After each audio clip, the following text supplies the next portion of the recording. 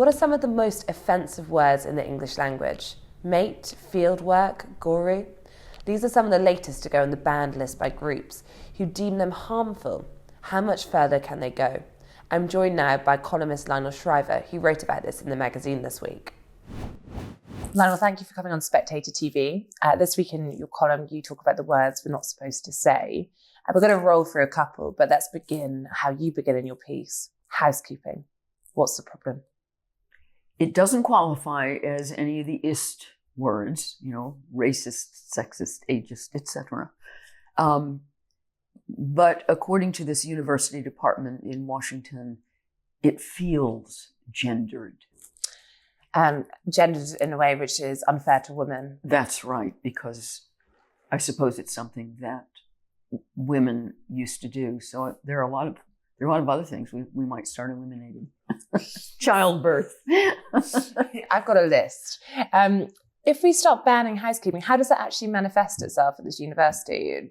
Are there other words that we're supposed to be using? Or that one didn't come with a substitute, but there are often in these banning documents that are now being issued in great quantity, unsurprisingly, coming out of universities primarily. And they often tell you what you're supposed to say instead. And unfailingly, the substitutes are awkward, really bad English, sometimes even ungrammatical, wordy, and don't mean the same thing at all. And as you point to, a lot of this is coming from universities.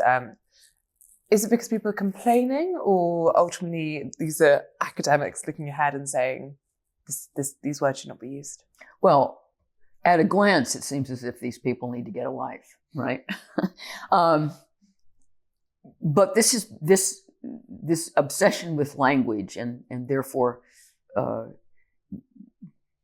imposing virtue by fiat from above by means of controlling the words that people are allowed to use. This has been an obsession of the left for decades now.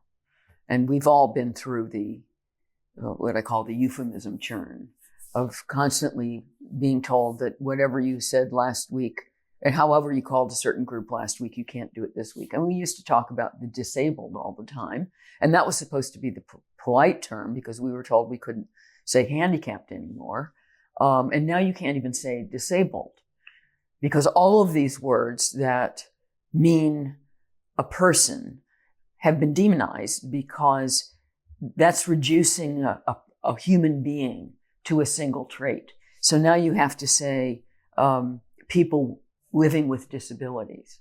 This, you see what I mean? I mean, it's the clumsiness and the wordiness, this typical. And this doesn't seem to bother these people because they're terrible writers. And I theorize in the column that maybe this is part of a scheme to just make sure that they don't have any competition.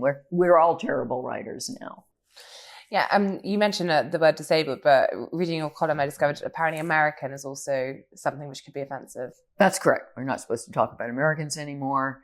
The problem is that both the North and South continents of America include many, many different countries, and Americans have co-opted the term to relate only to them, and that's not fair, so they shouldn't be able to use that word anymore.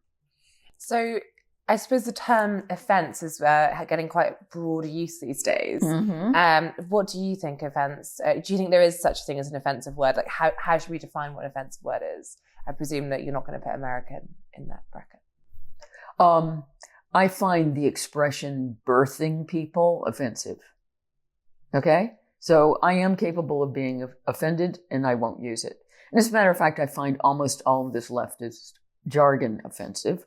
It offends me that it is imposed on me. Its ugliness offends me. Its relentless and remorseless repetition offends me. Bad writing offends me. And lack of thinking offends me. Because behind a lot of these terms, it's using language as a substitute for thinking for yourself. Are we seeing much sign of it seeping, I suppose, into the mainstream yet? Because on reading your column, I found it fascinating that some of these words that I've been using breezily, and we'll get to one which is, I think, is part of my podcast name, Women with Balls. You say ballsy, is one that is not supposed to be used. But is there a sense that this is still mainly in academic circles, or are we seeing it seep through? The trouble with this stuff is it does tend to spread. We've plenty of evidence of that. There was almost a particular day in a particular year when suddenly we stopped talking about minorities. I say we loosely. I'm alluding mostly to the media. You couldn't say minorities anymore. You had to say people of color. And it was as if someone had passed a law. It was so universal and it was so instantaneous. But I find the expression stilted. It's an arcane construction. It's absurd. And what makes it especially absurd is that if you say colored people, you'll lose your job. In fact, people have lost their job for saying colored people by accident. But what's the difference? I suppose if a group, which is the group that it's referring to, is really offended by that, do you think that is reason enough that people should, perhaps just as a matter of basic courtesy, start using other terms? Or is that then it becomes a bit of a slippery slope? Yeah, you anticipated my answer. Up to a point, yes. And although I seem to offend people all the time, I don't generally do it on purpose.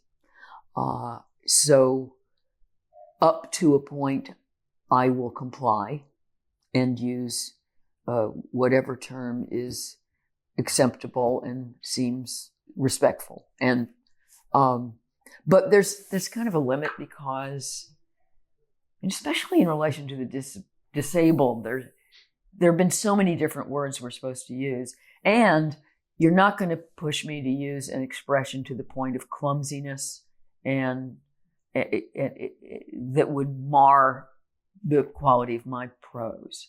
I am not going to talk about people living with disabilities or people living with obesity. That's ridiculous and accomplishes nothing, right? I don't see why that's more respectful. It's just bad English. So what is the best way to fight back? Because and then my final question was, A, the fight back, but B, you mentioned birthing, but are there any words that you're going to ban for your use in response? I don't think the answer is to fight back by banning. After all, that's the problem. I reject outright the idea that people have the right to tell me which words in the English language I may and may not use. So the first way you fight back is by ignoring it, right? So go ahead and use whatever words pop into your head. If they express what you wanted to say, then use them. And the other way to fight back is by making fun of them. And I find that with the progressive left, that's the one thing they can't take. They don't mind it if you call them names and get angry and seem mean. And they don't even mind it when you fight back with the same kind of tactics that they use, like, oh, we're going to ban all this language. But they hate to be laughed at. And now on a slightly different topic while we have you here, I think a few months ago when I was presenting Spectator TV, you came on and you talked about another of your columns, which is about heating. And I think it's one of our most viewed clips of all time on Spectator TV. So people can guess what the zeitgeist is, but we found it for them. And it's pretty cold at the moment. Are you still sticking to your not putting the heating on policy unless absolute emergency? Yes. When I left, our house was 10 degrees. And this is long underwear. I won't show you, but I'm wearing, long underwear underneath. I walk around in a coat. I get used to it, but I type in gloves. And it's a little absurd. But, I think I pointed out in our discussion on this topic last time is that I view turning on the heat as defeat. Yeah, and your bills are looking good. Well, they're twice as much as they were a year ago, but everyone's is. Still smaller figures though as Yeah. a result. Thank you, Lionel, for appearing on Spectator TV. Always a pleasure.